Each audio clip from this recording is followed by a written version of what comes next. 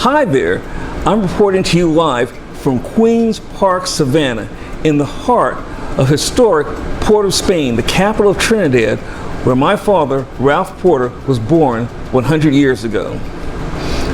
But don't worry, this is not one of those, this is your life type of productions. I'm going to go over every year of his life, or else we'll be here for 100 years, and nobody wants to do that.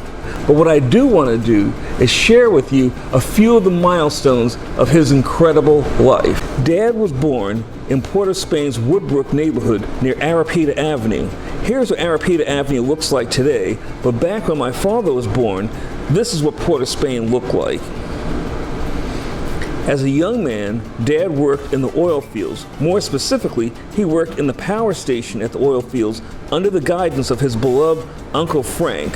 What he learned there about electrical power would continue to serve him well throughout his working life. In January 1945, when World War II was still underway, Dad boarded a Pan Am flying boat to come to America. You know, they called these Pan Am Clippers back in the day, and this is actually a photograph of the actual plane that he flew. The story about this flight on this Pan Am Clipper is a source of a great story that my sister Kathy and I grew up with. Dad told us how the plane had mechanical problems and landed in Key West, Florida, where he stayed overnight in the segregated Mary Elizabeth Hotel, and the next day he took a train to New York to be reunited with his mother, Emily Gertrude Thompson Porter. Decades later, Mom and Dad went with us to Key West, and we went to find this hotel that Dad stayed at. But the amazing thing was, when we went to find this Mary Elizabeth Hotel, it wasn't in Key West. In fact, it had never been in Key West. Don't get me wrong, Dad really did stay at the Mary Elizabeth Hotel, but it wasn't where he thought it was. Now remember, Dad was a 20-something at this time. Until this flight, he'd never been out of Trinidad. He'd never been anywhere. So he thought, he was under the impression, maybe somebody on the plane mentioned something at Key West, that it was in Key West. No, it turns out the Mary Elizabeth Hotel actually was a well-known hotel that was in Miami's Overtown neighborhood, and that's where he stayed. That hotel, you can Google it and look it up. I mean, that was one of those hotels where black entertainers in Miami stayed. It was a very famous hotel. It's no longer there, but at the time, it was a really swank hotel that everybody, you know, all the black people, all the black notables who came to Miami stayed at this hotel. And soon after arriving in the United States, Dad, a citizen of the British West Indies who traveled under a British passport, was drafted into the U.S. Army. Because of Dad's amazing typing and clerical skills, he was quickly promoted to the rank of corporal and served as a company clerk.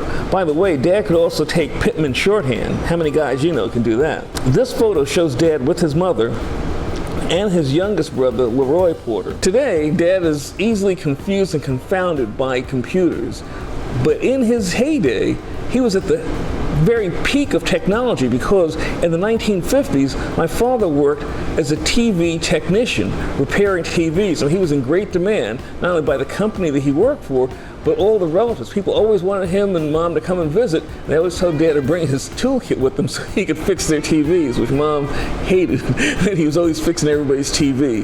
But, you know, when it came down to electronics, electricity, you know, his knowledge of not just kind of how to fix things in a shade tree way, but understanding how circuits work and stuff like that was just absolutely amazing stuff. Back when I was born, Dad went to work for the New York City Transit Authority. Now, Dad didn't drive the train. Dad worked in the power department. They're the folks who put the electricity in the third rail that drives the train. Dad used to run electrical substations that were the backbone of the subway system. And, you know, when I was a kid, I used to sometimes I was in school, I had to go and visit him at the substation so he could help me with my math homework, you know, because I was famously, and still am, famously awful when it comes to mathematics. Honestly, I hated going to the substations because they were noisy, they were huge, they were dirty, they were just, you know, these gigantic machines in there, and they were just filled with, I mean, all around you, all these circuits. And, you know, if you made the wrong move, I mean, one or two things could happen. If you made the wrong move, you could either shut down some sections of the subway or electrocute yourself with more power than they use in the electric chair. So it was a kind of scary place to be. I mean, but he knew it. I mean, he was very comfortable there. You know, he was a guy who, you know, who could keep things running, was very reliable and very smart. and he ran substations for a long time, that looked like this, these just huge monstrosities. And eventually he went to the office as an administrator and a superintendent, again, helping to, keep the subway on track, keep the power department on track. And he had dozens of men who worked under him, and they too were engaged in keeping the subways and keeping electricity flowing to the tracks. So it was a very important job, a very critical role, and I'm really proud of the work that he that he did there. In addition to his work, both Dad and Mom were very involved in their community and their community organizations. They belonged to a civic organization there in Jamaica, Queens, where we live, called the Better Community Civic Association.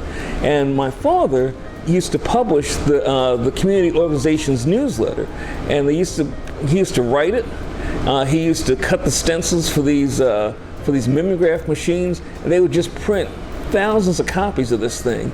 And actually, that's what kind of inspired me, to see the power of the press, and and it really kind of put printer's ink in my veins, and the reason why I went on to spend more than 30 years as a daily newspaper journalist, both as a reporter and editor. But it came from that early exposure to the printed word and watching my father put out this newspaper. In addition to that, my parents were community activists, and they were always striving to improve the community where we lived. And one of the things that they really focused a lot of energy on was they wanted to have the city build a university there in Jamaica, Queens. Now, Jamaica, Queens, for people who are from Orlando, Jamaica, Queens is kind of like a cross between, say, Washington Shores and Pine Hills. The idea that the city would build a 4-year university in Jamaica, Queens, to many people seemed ludicrous. But my parents believed that that was an important thing that the community needed. They fought for it. They went down to City Hall. They petitioned people.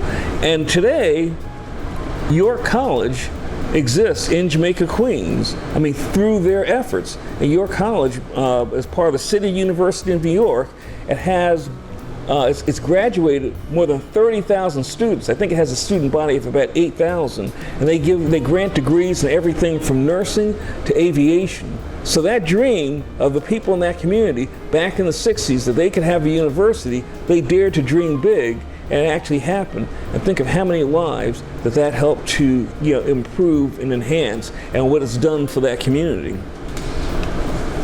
But clearly, my father's greatest achievement was to build a family that includes me, my mother Glennie, and my sister Kathy. And we're so happy to be here and to be happy to be part of this experience that he's had from Trinidad to Jamaica, Queens, to now to Orlando, Florida. My father would never forgive me if I didn't wrap up this presentation with the Trinidad Flag, which is behind me. And some of those of you who live in Orlando have driven by his house and seen that flag and wondered what it was. But that's the flag of the nation of Trinidad and Tobago. And for those who are not familiar with it, it sits just off the coast of Venezuela. There are about 1 million residents there, and it's known for petrochemical production. And so even today, my father, though he's been in the United States since 1945, is still a proud Trini. So my entire family, we want to thank you for being here today to help us celebrate 100 years of Ralph Porter. And thank you very much.